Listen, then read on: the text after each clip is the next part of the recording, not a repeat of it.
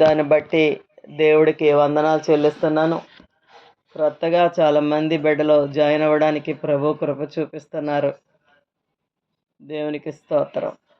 దేవుడు మనిషినండి తన రూపంలో చేసుకున్నాడని వాక్యంలో ఉంటుంది. అయితే సైతాను మనిషిని పాడు చేశాడండి. ఆ దేవుని బిడ్డలమైనటువంటి మనుషుల్ని సైతాను పాడు చేశాడు. మనం దేవుని స్వరూపాన్ని కోల్పోయాం. ఆదాము పరిపూర్ణుడుగా సృష్టించబడ్డాడు, కానీ అపవాదొచ్చి మనిషిని పాడు చేశాడు. దేవుడు మనిషిని తిరిగి నూతన సృష్టిగా చేయుట మళ్ళీ ప్రారంభించవలసి వచ్చిందండి. ఈరోజు దేవుడు పాడైపోయిన మానవ జాతిని తిరిగి నూతన సృష్టిగా చేసే పనిలో ఉన్నాడు. నువ్వు ఎంత చీకటి జీవితాన్ని జీవిస్తున్నా పర్వాలేదు, ఆయన నిన్ను ఎంత పరిపూర్ణంగా చేయగలడంటే ఆయన పోలిక నీలో పరిపూర్ణంగా ఏర్పరిచి దేవుడే స్వయంగా మంచిది అని నీ గురించి చెప్పగలడు. దేవునికి మహిమ కలుగునుగాక. ఎప్పుడు మనం ఆశపడాల. నేను కూడా తప్పకుండా ఇది చాలా ఇంపార్టెంట్ అయినటువంటి విషయం. ఎన్నో విషయాలు చెప్పుకున్నాం కదా ఇంతవరకు దేవుడి దగ్గర. తప్పకుండా చెప్పుకోవాలి. ఎందుకంటే ఆయన అడుగుడి మీకు ఇవ్వబడును అని చెప్పారు. ఆయన మన పరలోకపు తండ్రి. ఆయనకి చెప్పుకోకపోతే ఎవరికి చెప్పుకుంటామండి? ఆయన తీర్చకపోతే మన ప్రాబ్లమ్స్ ఎవరు పరిష్కారం చేస్తారు? ఆయనే మనకి పరిష్కారం చేయాల. అయితే వీటన్నిటికంటే ఇంపార్టెంట్ అయినటువంటి విషయం ఏంటంటే మనం ఆయన స్వరూపంలోకి మారటం అనేది చాలా ప్రాముఖ్యమైన విషయం అండి. అంచేత ఇది మనం ఈ లోకపరమైన ప్రభువుని అడుగుతుంటుండాలా. అదే సమయంలో నేను చెప్పే వాక్యాలన్నీ ఇలాగే ఉంటాయి. ఆయన పోలికలోకి దేవుడు మనల్ని తయారు చేసేటటువంటి ఆ యొక్క ప్రణాళికలో మనం ఆయనకి తప్పకుండా దాన్ని అంగీకరిస్తూ ఉండాలి, సహకరించాలి దేవుడికి. మన దేవుడు మాట్లాడే సజీవుడైన దేవుడు. నీవు పరివర్తన చెందాలి అంటే నీవు వినవలసిన అతి ప్రాముఖ్యమైన విషయం దేవుడు నీతో మాట్లాడటం నువ్వు వినాల. వాక్యం చెప్పుద్ది మత్తయి సువార్త 4వ అధ్యాయం 4వ వచనంలో, మనిషి రొట్టె వలన మాత్రం కాదు కానీ దేవుని నోట నుండి వచ్చే ప్రతి మాట వలన జీవించును. మనిషి ఆ విధంగా జీవించాలని దేవుడు తలంచాడు. కనుక ఆయన స్వరం అనుదినం వినకపోతే మనం పరివర్తన చెందలేమండి. వాక్యాన్ని చాలా శ్రద్ధగా చదవాలా. ఎటువంటి శ్రద్ధగా చదవాలంటే దేవుడు నాతో ఏం మాట్లాడుతున్నాడు ఈ వాక్యం ద్వారా, ఈ అధ్యాయంలోంచి ప్రభువు నాతో ఏం మాట్లాడుతున్నారు, లేకపోతే నేను ఈ దినం వాక్యంలో దేవుడు వింటుండగా ఏం మాట్లాడుతున్నారు అని మనస్సుతో మనం చదివినప్పుడు, అటువంటి మనసుతో మనం విన్నప్పుడు ఆయన స్వరాన్ని మనం వినగలుగుతామండి. మనం దేవుని స్వరం వినే అలవాటును అలవర్చుకోవాలి. దేవుడు ప్రతిరోజు మనతో మాట్లాడతారండి. మనం శ్రద్ధగా వాక్యం చదువుకుంటూ ఉంటే, శ్రద్ధగా అప్పుడప్పుడు చదివితే మాత్రం ఆయన మనతో మాట్లాడుతున్న అనుభూతి మనకు ఉండదండి. మా చిన్న మనవడు ప్రశాంతి కొడుకు చాలా ఇంట్రెస్ట్గా బైబిల్ చదువుతాడంట. 6th స్టాండర్డ్ చదువుతున్నాడండి. బైబిల్ ఒకసారి కంప్లీట్ చేసేసాడంటాడు. చాలా విషయాలు తెలుసు ఆడికి బైబిల్లో. నాకేంటో చెప్పేస్తుంటాడు. నేను వాక్యం చెప్పిన తర్వాత దానికి సంబంధించిన విషయాలు మాట్లాడుతుంటాడు ఒక్కొక్కసారి. నేను అడిగానండి, ఉదయానంట కళ్ళిప్పగానే బైబిల్ చదువుతాడట, తల దగ్గర పెట్టుకుంటాడటండి. ఒక 3 అధ్యాయాలన్నా చదివేసుకుంటుంటాడంట. ఆడంటున్నాడు నాతోటి, నేను బైబిల్ చదువుకోకుండా కాలు కింద పెట్టనమ్మమ్మా అంటున్నాడు. నాకే లేదండి ఆడుకున్న పద్ధతి. తర్వాత నేను అడిగాను, ఎందుకరా నీకు అంత ఇంట్రెస్ట్గా అలా పిలుస్తున్నారాడట, చదువు అంత ఇంట్రెస్ట్గా ఎలా చదువుతున్నావు అని అడిగాను. దేవుడు నాతో మాట్లాడినట్టు ఉంటుందమ్మ అమ్మమ్మ అన్నాడండి. అమ్మో! చాలా సంతోషం అనిపించింది. ఎప్పుడు అలా ఉంటదంటే, మనం రెగ్యులర్‌గా మనసు పెట్టి చదవాలా. అదే సమయంలో పరిశుద్ధాత్మ దేవుని సహాయాన్ని కూడా అడగాల. ప్రభువా! నాకు అర్థమయ్యేలా చేయవా? నాకు కూడా అర్థం అవ్వదండి. నాకు అర్థమయ్యేలా చేయవా? నాకు అర్థమయ్యేలా చేయవా? అని నేను అడుగుతుంటాను. అలా అడగాల. మనం దేవుని స్వరం వినే అలవాటును అలవరుచుకోవాల. అపవాది అవ్వను శోధించినప్పుడు దేవుడు ఆమెను ప్రేమించట్లేదు అనే సందేహాన్ని కలగజేశాడండి అవ్వకి. అంటే ఈ తోటలో ఫలాలన్నీ తినొచ్చు గాని మీరింకా గొప్పవాడైపోతారేమోనని దేవుడు వద్దన్నాడు. ఆ మంచి చెడ్డలు తెలివినిచ్చు వృక్ష ఫలం తినొద్దన్నాడు అన్నప్పుడు. అలాంటి సందేహాన్ని కలగజేశాడండి సైతాను. దేవుడు ఆమెను ప్రేమిస్తే ఈ అందమైన చెట్టు నుండి తినడానికి ఆమెను అనుమతించేవాడు అన్నట్టు ప్రవర్తించాడు. ఆ విధంగా మనల్ని దేవుని ప్రేమను చేయుట ద్వారా సైతాను మన హృదయాలలో చొరపడాలని చూస్తాడండి. సాతాను లూకాసు వార్త 22:31 ఉంటది. సాతాను మిమ్మలను పట్టి గోధుమల వలె జల్లించుటకు దేవుని అనుమతి కోరెను అనుంటది. ఏదెనులో ఆదామవ్వలను జల్లించడానికి సాతానును దేవుడు అనుమతించినట్లే పేదరు విషయంలో కూడా సాతానును అనుమతించాడండి. నీవు జల్లింపబడినప్పుడు నీ నమ్మిక తప్పిపోకుండానట్లు నేను నీ కొరకు ప్రార్థిస్తున్నానని ప్రభు పేతురుతో చెప్తాడు. లూకాసు వార్త 22:32 ఉంటాయి ఈ మాటలు. పేతురు పడిపోకూడదని యేసు ప్రార్థించలేదు కానీ పడిపోయినప్పటికీ దేవుడు అతన్ని ప్రేమిస్తున్నాడు అని నమ్మాలని ప్రార్థించాడండి. అదే విశ్వాసం. అంచేత దేవుడు మనం పడిపోయితే మనల్ని త్రోసివేసేటటువంటి దేవుడు మాత్రం కాడండి ఆయన. అప్పటికీ మనల్ని ప్రేమిస్తానే ఉంటాడు.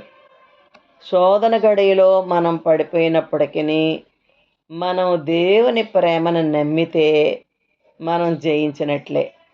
నీ ప్రార్థనకు జవాబు పొందకపోయినా, నీకు కావలసింది పొందకపోయినా, గొప్ప శోధనల గుండా వెళ్ళవలసి వచ్చినా ఎప్పుడూ కూడా దేవుని ప్రేమను మనం సందేహించకూడదండి యోబులాగా. అదే నిజమైన విశ్వాసం. విశ్వాసం మూలంగా జీవించటం అంటే ఏంటి? మన జీవితాల్లో కొన్నిసార్లు దేవుని దగ్గర నుండి జవాబు రావడం ఆలస్యమైనప్పటికీ, ఏమి జరిగినప్పటికీ దేవుడు నిన్ను ప్రేమిస్తున్నాడు, ఎప్పుడు నిన్ను ప్రేమిస్తున్నాడని మాత్రం మర్చిపోకూడదండి. తన తండ్రి ప్రేమపై అటువంటి నమ్మకమే తప్పిపోయిన కుమారుణ్ణి తిరిగి ఇంటికి తీసుకొచ్చింది. అతడు ఎన్నో తప్పులు చేసి తన జీవితాన్ని పాడు చేసుకున్నప్పటికీ తన తండ్రి తనని ఇంకా ప్రేమిస్తున్నాడని అతనికి తెలుసు. కనుకే అతడు తండ్రి దగ్గరికి తిరిగి రాగలిగాడండి. దేవునికి స్తోత్రం కలుగునుగాక. కనుక మనం మన జీవితాలలో కొన్నిసార్లు సైతాను మనల్ని నిరాశపరచాలని చూస్తాడు. నువ్వు పలానా తప్పు చేసావు కదా, ఇంకా దేవుడు నిన్నేం క్షమిస్తాడులే అని ఒకలాంటి మనసు మనలో పెడతాడు. కొన్నిసార్లు నీ ప్రార్థనకి జవాబు రావట్లేదు కదా, దేవుడు నిన్ను ప్రేమించట్లేదు అని నీకు అనిపించేలాగా, నన్ను ప్రేమించట్లేదేమో, అందుకే నా ప్రార్థనకి జవాబు రావట్లేదేమో అని నువ్వు బాధపడేటట్టుగా సైతాను ప్రయత్నాలు చేస్తూ ఉంటాడు. ఈ మాటల ద్వారా మనము ఎంతగానో ప్రోత్సాహం పొందాలండి. ఏంటంటే దేవుడు నన్ను ప్రేమిస్తున్నాడు. చిన్న సంగతి అండి దేవుడు మనల్ని ప్రేమించటం అంటే. దేవుని ప్రేమ చాలా చాలా గొప్పది. ఈ లోకంలో ఎవ్వరి ప్రేమ కూడా దేవుడి ప్రేమకు సాటి కాదండి. ఒక్కోసారి నాకు ఎవరైనా ఫోన్ చేసి అడుగుతుంటే వాళ్ళ బాధ చెప్పుకుంటారు. ఎవరైనా వాళ్ళని ప్రేమించట్లేదని, వాళ్ళ పట్ల ఇలా ప్రవర్తించారని అంటుంటే నేను చెప్తాను ఆళ్ళకి, దేవుడు ఉన్నాడుగా నీకు, ఆయన ప్రేమ గొప్పది. మార్పు లేనిది ఆయన ప్రేమ. ఆయన ఏమైనా చేయగలిగిన దేవుడు కదా! మనుషుల ప్రేమ మారిపోద్ది. ఎప్పుడు ఎవరెలా మారిపోతారో మనకు తెలీదు. కానీ అదే సమయంలో ఎంత ప్రేమించినోళ్ళైనా మనుషులు ఇంకొక మనిషికి సహాయపడే విషయంలో మానవ పరంగా మాత్రమే, మానవ స్థాయిలో మాత్రమే చేయగలరు గానీ, మనం కంప్లీట్‌గా దేవుడి మీద ఆధారపడినప్పుడు, ఆయన్ని ఆశ్రయించినప్పుడండి, మరి ఆయన స్థితి, ఆయన స్థాయిలో చేయగలడండి ఆయన. నాకు తెలుసు ఒక సహోదరి అవసర ప్రేయర్‌కొచ్చేది. ఆళ్ళకొక అదే తన భర్త తననే, తన బిడ్డల్ని వదిలేసి వెళ్ళిపోయాడండి. అప్పులు చేసి ఊళ్ళో కుటుంబాన్ని వదిలేసి వెళ్ళిపోయాడు. భార్యని, పిల్లల్ని. ఆ కొడుకు చిన్నవాడుగా ఉన్నప్పుడంట అట్లు అమ్ముతారండి. అమ్మేవారు మా చర్చి పక్కన. ఆ బాబుకి అప్పుడు రూ. 1 ఎంతోనంట అట్టు. ఎళ్తే ఎళ్లి తెచ్చుకొని తినేవాడంట పాపం మార్నింగు. ఒకసారి రూ. 1 కూడా లేదంట ఆ బాబుకి. అప్పుడు ఆవిడ అరువు ఇవ్వడానికి ఇష్టపడలేదటండి ఆ అట్టు. ఆ తల్లి చెప్పేది నాకు. ఈరోజు ఆ కొడుకు హైదరాబాదు నగరంలో కొన్ని లక్షల పెట్టుబడితో అదే కొడుకండి. శుక్రవారం ప్రార్థనకొచ్చి మేము నేర్చుకున్నాం ప్రభువా అని అంటున్నారు కదా! ఇందాక ఝాన్సీ గారు ప్రేయర్‌లో. అలాగే ఈ తల్లి నేర్చుకుందండి. ఈరోజు తన కొడుకు కొన్ని లక్షల పెట్టుబడితో పెద్ద పెద్ద కంపెనీ పెట్టబోతున్నాడండి హైదరాబాద్‌లో. అంత గొప్ప దేవుడు కదా! మనం ఆయన మీద ఆధారపడినప్పుడు. అంచేత మనుషులు మనల్ని ప్రేమించినా, ప్రేమించకపోయినా, మనల్ని పట్టించుకున్నా, పట్టించుకోకపోయినా, దేవుని ప్రేమను మనం నిజంగా పొందుకున్నామంటే, రుచి చూసామంటే, రుచి చూసామంటే ఆయన ప్రేమని ఇంకా నీ నీ మన మనసులో నుండి ఎవ్వరో ప్రేమించట్లేదనే బాధ మనలో ఉండదు. నాకెవరు లేరు అనే బాధ కూడా ఉండదండి. నేను ధైర్యంగా చెప్పగలను. నీ భర్త నిన్ను పట్టించుకోకపోయినా, అనుభవంతో నేను చెప్పగలను ఈ మాటలో. నీ తల్లిదండ్రులు నిన్ను పట్టించుకోకపోయినా, నీకెవ్వరో లేకపోయినా, దేవునికి మహిమ కలుగునుగాక. ఒక్క దేవుడు నీకుంటే చాలు. రూతు జీవితంలో రూతుకి బెత్లెహేము వచ్చినప్పుడు తనకి ఆ వృద్ధురాలైనటువంటి అత్త తప్ప ఎవరున్నారు చెప్పండి రూతుకి? ఆ రూతు వెళ్ళిపోతున్నప్పుడు తప్పకుండా తల్లిదండ్రులు అనుంటారు. తల్లిదండ్రులున్నారు రూతుకి. బోయజ్ అంటాడు, "నీ తల్లిదండ్రులని, నీ జన్మభూమిని వదిలిపెట్టొచ్చావు" అని అంటాడు కదా! అందుకు తల్లిదండ్రులున్నారు. అందరూ ఉన్నారు రూతుకి. మరి బెత్లెహేము వస్తే అక్కడ తనకి నా అనేవాళ్ళు ఎవ్వరూ లేరు నయోమి తప్ప. నయోమి దగ్గర ఏమీ లేదండి.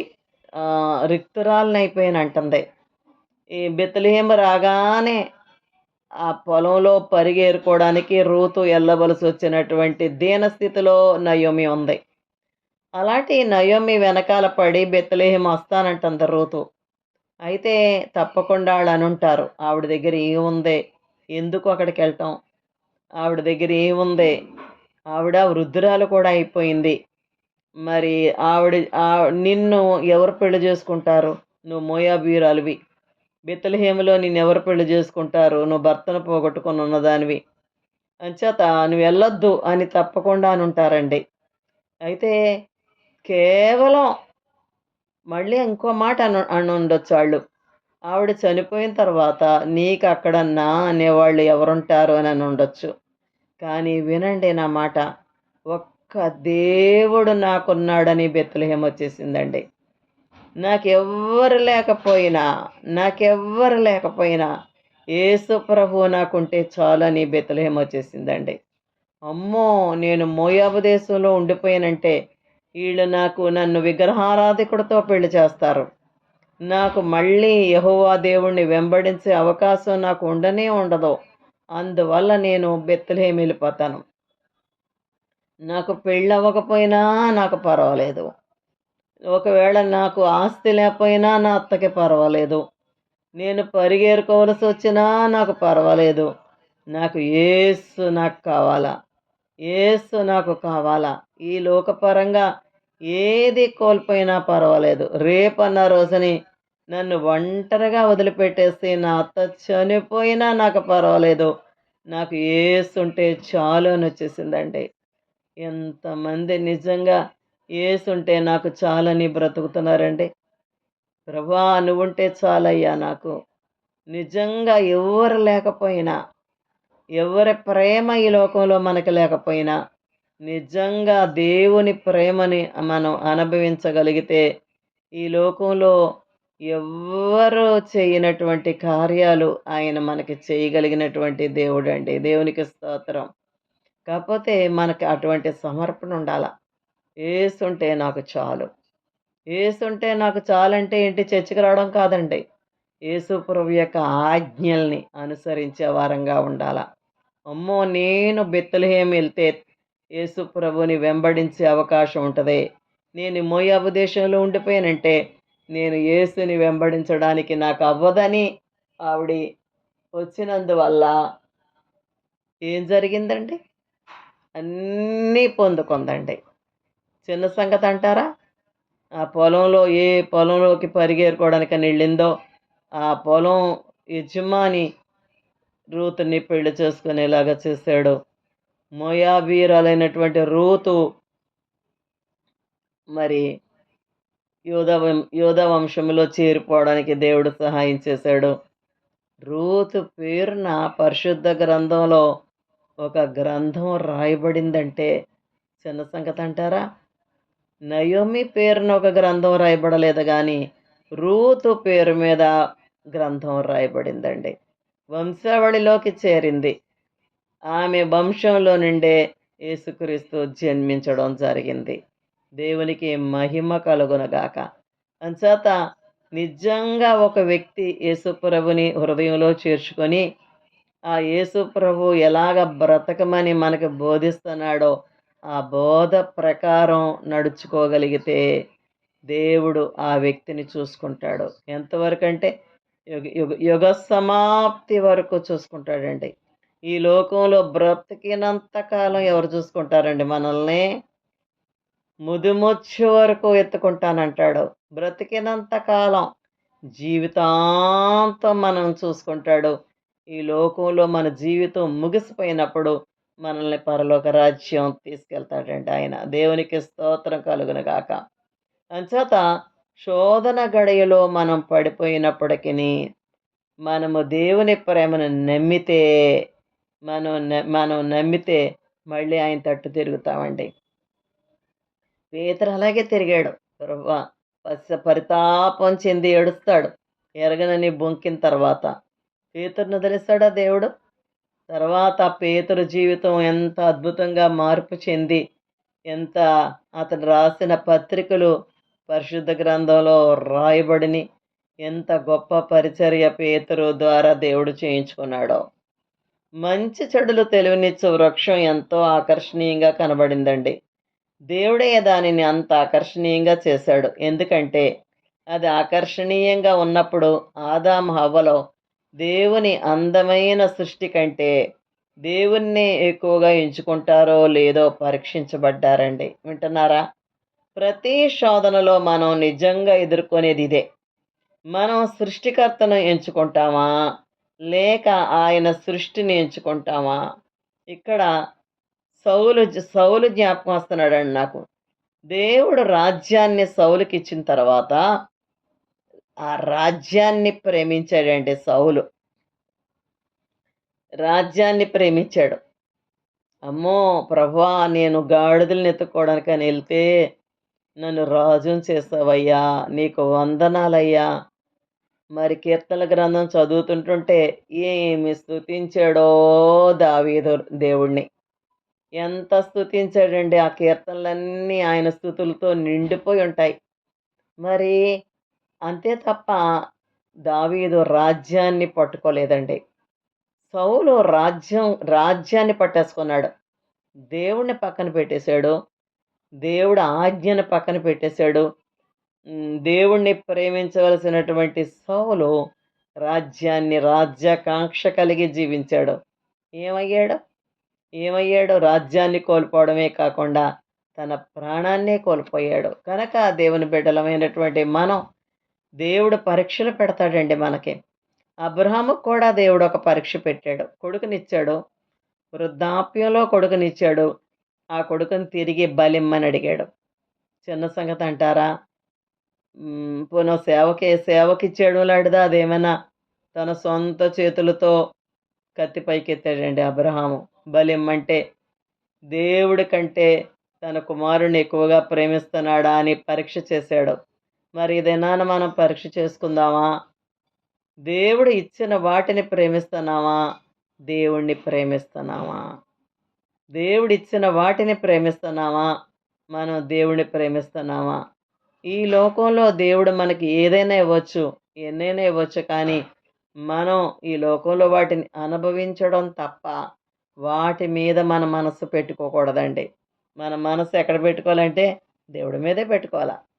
ఆయన చెప్పాడు, భూ సంబంధమైన వాటి మీద నువ్వు మనసు పెట్టుకోవద్దు, పై వాటి ఎందే. అవ్వ ఆదములంట పరీక్షించబడ్డారట. ఆ పరీక్షలో వాళ్ళు తప్పిపోయారండి. అబ్రహాం పరీక్షించబడ్డాడు. అబ్రహాము గెలిచాడండి. ప్రతి శోధనలో మనం నిజంగా ఎదుర్కొనేది ఇదే. మనం సృష్టికర్తను ఎంచుకుంటామా, లేక ఆయన సృష్టిని ఎంచుకుంటామా? ఈ లోకంలో ఒక అందమైనటువంటి స్త్రీ కావచ్చు, లేకపోతే గోల్డ్ కావచ్చు, ఏదైనా సరే సృష్టించబడింది ఏదైనా కావచ్చు.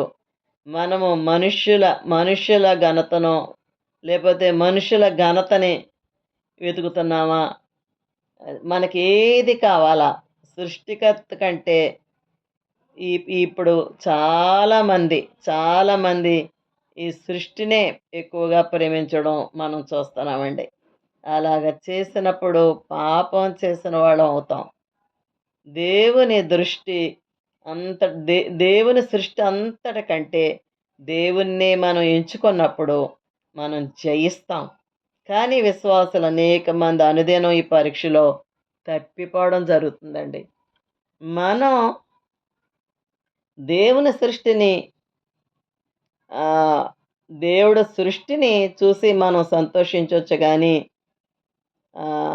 నిజంగా వీటన్నిటినీ కూడా ఈ లోకంలో ఉన్న వాటిని, ఆస్తిపాస్తులు అవనివ్వండి, ఇంకా ఈ భూ సంబంధమైన ఏమైనా సరే, నిజంగా మనం దేవునితో ఒక మంచి సంబంధాన్ని కలిగి ఉన్నప్పుడండి ఇవన్నీ పౌలులాగా మనకి ఒక పెంటలాగా అనిపిస్తాయండి.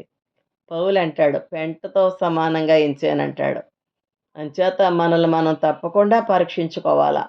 నేను ప్రేమిస్తున్నానా? వీటి మీద మనసు పెట్టేసుకున్నానా? దేని మీదన్నా మనసు పెట్టేసుకున్నానా? లేక మన పనులు మనం చేసుకుంటూనే ఈ లోకంలో మన పనులు మనం చేసుకుంటూనే, మన ధర్మాలు మనం నిర్వర్తిస్తూనే దేవుని రాజ్య వ్యాప్తి కొరకు మనం బ్రతకవలసిన వారంగా ఉన్నామండి. అందరూను. అంచేత ఆయన సృష్టించిన వాటన్నిటికంటే దేవుడు చాలా విలువైనవాడు. దేవుని యొక్క సౌందర్యం, ఆయన యొక్క ప్రేమ మనం గ్రహించగలిగితే ఆయనలో మనం నిన్నే నేను కోరుకుంటానని చెప్తామండి. అలా అడగాలి దేవుణ్ణి, నువ్వు నాకు కావాలయ్యా ప్రభువా, నువ్వు నాకు కావాలయ్యా. నేను అంటాను ప్రార్థనలోని, ప్రభువా నువ్వు నాకు కావాలి తండ్రి, నువ్వు నాకు కావాలి ప్రభువా, నీ సహవాసం నాకు కావాలా అని ఒక్కొక్కటే చెప్తాను ఆయనకి. ఇది ఇలా జరిగిందంటే నీ వల్ల ప్రభువా, నీ దయ వల్ల, నీ కృప వల్ల తండ్రి అని కృతజ్ఞతలు చెప్పవలసిన వారంగా ఉన్నామండి. ఆదాము ఏం పాపం చేశాడు?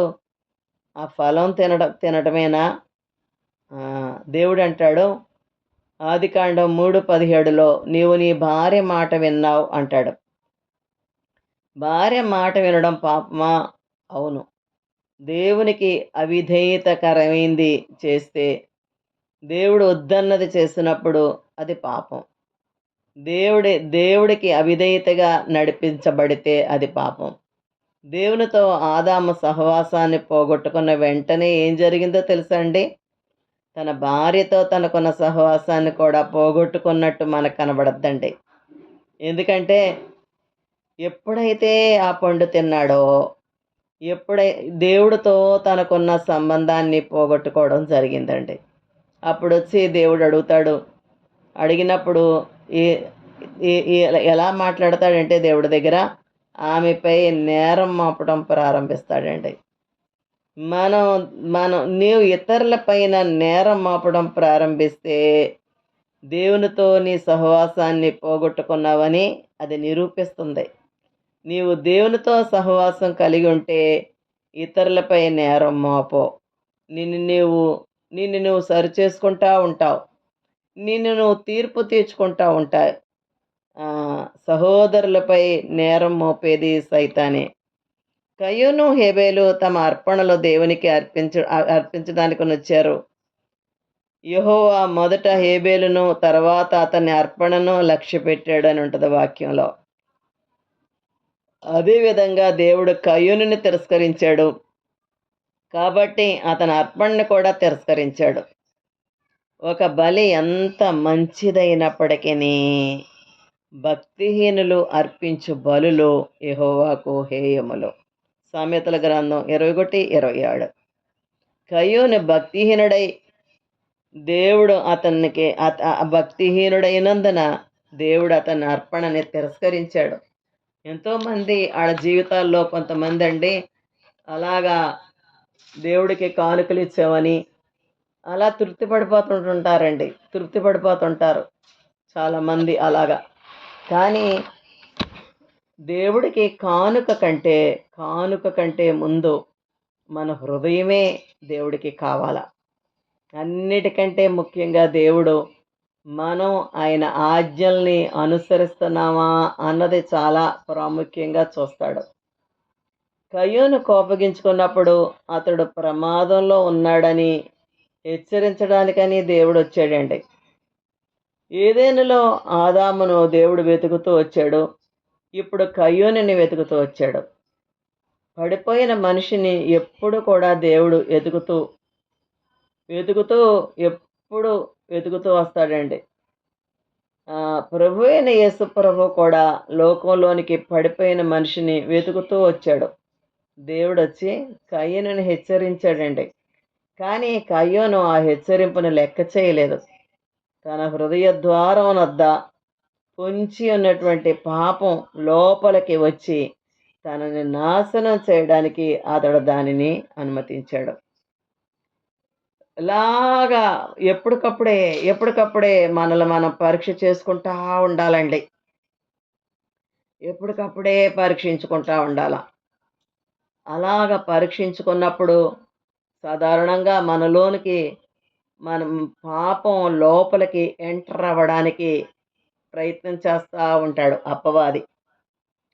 సైతాను అసూయ తీసుకొచ్చి పెడతాడు, ద్వేషం పెడతాడు, పగ పెడతాడు, ఎన్నో గర్వం పెడతాడు. అలాగ పెట్టి మనలో చొరపడ్డానికి ఆడు ఆశపడతాడండి. అలాగ చొరపడి మన జీవితాల్ని నాశనం చేయడానికి అపవాది ప్రయత్నం చేస్తూ ఉంటాడండి. మరి దినాల్లో చాలా జాగ్రత్త పడవలసిన విషయం ఏంటంటే దుర్బోధకులు ఎక్కువైపోయారండి. నాకైతే ఈ సెల్ ఫోన్ పట్టుకోవడానికి కూడా ఎలా అనిపిస్తుందంటే దుర్బోధలో ఒకళ్ళ మీద ఒకళ్ళ విమర్శలో దీనివల్ల క్రైస్తవ్యానికి అవమానకరమైనటువంటి పరిస్థితులు కనబడుతున్నాయి. ఎక్కువైపోయారండి వీళ్ళందరూ. ఎక్కువైపోయారు. ఒక ఆవిడ పేరు పెట్టి పిల్లనివ్వదంట, సేవకురాలంట. ఏదో చెప్పిందంట ఆవిడకి యూట్యూబ్లో పెట్టారట, ఎవరన్నా చూడండి. క్లాతులు పరిస్తే నడుస్తుందటండి ఆవిడ సామాన్యంగా, మా ఊరే పెద్దాపురం, సామాన్యంగా ఒకప్పుడు ఒక విశ్వాసిగా చర్చికెళ్ళి ఆవిడే ఇలాగా దుర్బోధలు ఎక్కువైపోయినాయండి. చాలా జాగ్రత్తగా మన జీవితాలను కాపాడుకోవాల్సిన వారంగా మనం ఉన్నామండి. చాలా జాగ్రత్తగా కాపాడుకోవాలి మన జీవితాలని. మనం వాక్యం తెలియాల, వాక్యానుసారంగా బ్రతకాల. ఆవిడెవరో పొద్దుట చెప్తుంటే విన్నాను, నేను యేసుప్రభుని అంటుందంట ఆవిడ. 300 మంది ఆవిడ కూడా వెళ్తున్నారంటే ఆవిడ కూడా వెళ్ళటం ఏంటి, నేను యేసుక్రీస్తునని అంటం ఏంటి ఆడావిడి, పిచ్చిదేమో అన్నానండి. ఇలాగే ఒకళ్ళు చెప్తుంటే పిచ్చి పట్టిందేమో అంటే, ఆవిడ కూడా 300 మంది పడుతున్నారని అంటే ఈడనేమనుకోవాలండి, నేను క్రీస్తుని అంటుందంట, వీళ్ళని పిచ్చోళ్ళు అనుకోవాలంటారా? ఎంతగా మోసపోతున్నారో మనుషులు. అందుకే మనం బైబిల్ జాగ్రత్తగా చదువుకోవాలండి. సువార్తలు చదవండి. యేసుప్రభువారు మాట్లాడినటువంటి మాటలు శ్రద్ధగా చదివి అసలు ఆయన రాకడ ఎలాగుంటుంది అనేది మన మనసులో పెట్టుకుంటే ఈ దుర్బోధల వైపు మనం వెళ్ళే అవకాశం ఉండదండి.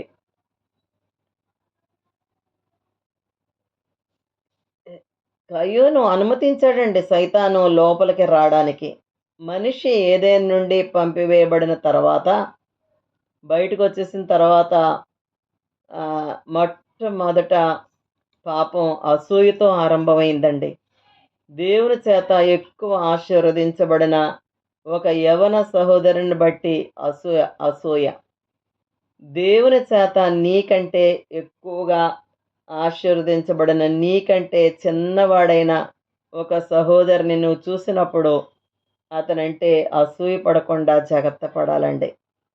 లేకపోతే మనం కూడా కయ్యూను మార్గంలో వెళ్ళిన వాళ్ళమే అయిపోతామన్నమాట. మనం కూడా ఇప్పుడు కూడా అలాగా ఉంటున్నారు జనాలు.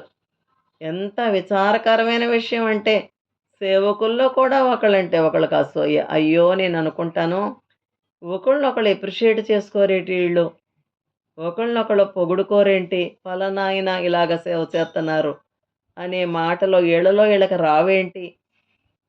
సేవకుల కోసం చేశానండి ప్రార్థన. ప్రభువా, వాళ్ళందరినీ సరిచేయవా అని ప్రార్థన చేశాను. మనం ప్రార్థన చేయాలండి వాళ్ళ కోసం. దేవుడు కయ్యూనుతో ఏమంటాడో గమనించండి. ఇక్కడ 4వ అధ్యాయంలో అంటాడు, శపిస్తాడు కయ్యూన్ని దేవుడు శపించడం చూస్తామండి ఇక్కడ మనం. ఎందుకు దేవుడు శపించాడు కయ్యూన్ని? ఆదాముని దేవుడు శపించాడు.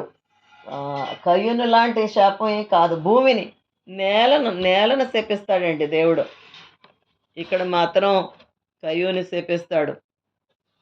ఆదాము విషయంలో దేవుడు నేలనే శపిస్తాడు.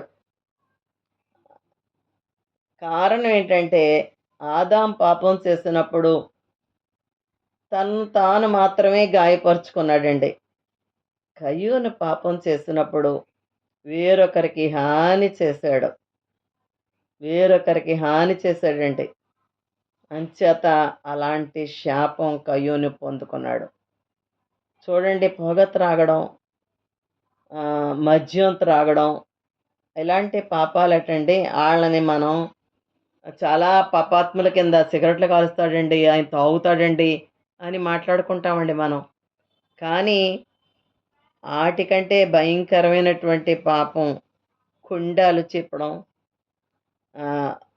కుండాలు ఇంకొకళ్ళ మీద వెళ్ళి చెప్పడం, వీటి తర్వాత అసూయ పడ్డం, మనిషి గర్వపడ్డం, ఇలాంటి పాపాలట త్రాగుడు కంటే, పొగ తాగడం కంటే కూడా భయంకరమైన పాపాలటండి.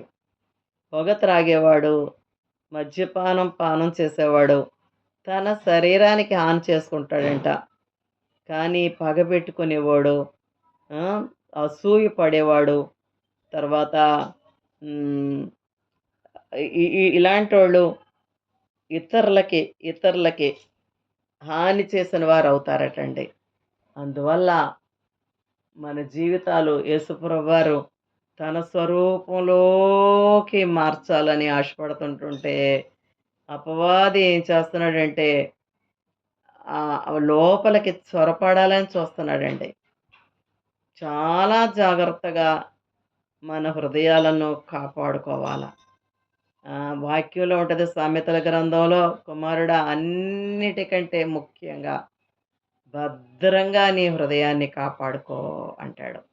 అన్నిటికంటే ముఖ్యంగా భద్రంగా కాపాడుకోవాలంట. మనీ గాని, గోల్డ్ గాని మనం ఎంత భద్రంగా జాగ్రత్త పెడతామండి, అంతకంటే మన హృదయాన్ని కాపాడుకోవాలంట. పొంచి ఉంటాడు అపవాది. చూడండి సౌలు జీవితంలో అంతవరకు బాగానే ఎళ్ళాడు. ఎప్పుడైతే దావీదుకి 10,000 కొలదిగాను అన్నారో, అంతే సౌలుకి దావీదు మీద అసూయ ఏర్పడిపోయింది. అసూయ ఏర్పడిపోగానే ఏ రోజుకి ఆ రోజు దేవుడి సన్నిధిలో ప్రార్థన చేసుకొని, హృదయ పరీక్ష చేసుకొని అనుభవం సౌలుకి లేదు కదా! హృదయాన్ని పరీక్షించుకోవాలి కదా! దావీదంటాడు, ప్రభువా పరీక్షించి నా హృదయాన్ని తెలుసుకోవా, పరీక్షించి నా ఆలోచన తెలుసుకో, నీకు ఆయాసకరమైన మార్గం నాలో ఉందేమో చూడు అని అడుగుతాడు. అలాగ మనం కూడా ప్రతి దినం కూడా మన హృదయాన్ని పరీక్షించమని హృదయ పరిశోధకుడైన యేసయ్యని వేడుకోవలసిన వారంగా ఉన్నామండి మనం. అలాంటి ప్రార్థన సౌలుకి చేతకాక ఎప్పుడైతే అసూయకి అవకాశం ఇచ్చాడో, దురాత్మ వచ్చి అతన్ని పట్టుకుంది. ఆ అసూయ పగగా మారింది. ఆ పగ ఒక మనిషిని చంపడానికి కూడా, దావీదును చంపడానికి ప్రయత్నం చేసేటట్టుగా మారి, అతని జీవితమే అతలాకుతలం అయిపోయిందండి సౌలు జీవితం. దేవుడు వీళ్ళందరినీ మన ముందుంచాడు. వీళ్ళందరినీ మన ముందుంచాడండి. ఇవన్నీ చూసి యుగాంతమందున్న మనం బుద్ధి తెచ్చుకోవడానికని ఆళ్ళ జీవితాలు దృష్టాంతాలుగా పెట్టాడు. ఆదామును పరీక్షించాడు, అవ్వను పరీక్షించాడు. ఆళ్ళు దేవుడి కంటే ఆ చెట్టు ఫలాన్ని ఎక్కువ ప్రేమించారండి. అందంగా కనబడింది. అబ్రహాముని దేవుడు పరిశోధించాడు. అబ్రహాముకి తన కొడుకు కంటే దేవుడు ఎక్కువగా కనిపించాడు. ఈ దినాన దేవుడు మనల్ని కూడా పరిశోధిస్తాడు. మనల్ని కూడా అడుగుతున్నాడు ఈ దినాన ఈ వాక్యం ద్వారా. నాకంటే ఈ లోకంలో దేన్నైనా ఎక్కువగా వీటికంటే ఈ లోకంలో ఉన్న వాటికంటే పేతురుని అడుగుతాడు ఈ మాట. నన్ను ఎక్కువ ప్రేమిస్తున్నావా పేతురు? నన్ను ఎక్కువ ప్రేమిస్తున్నావా? ఈ దినాన మిమ్మల్ని నన్ను కూడా ఈ ప్రశ్న వేస్తున్నాడు దేవుడు. ఈ లోకంలో ఉన్న వాటన్నిటికంటే, నీ భర్త కంటే, నీ భార్య కంటే, నీ ఆస్తిపాస్తుల కంటే నన్నే ఎక్కువగా ప్రేమిస్తున్నావా అని యేసయ్య మనల్ని అందరినీ అడుగుతున్నాడు.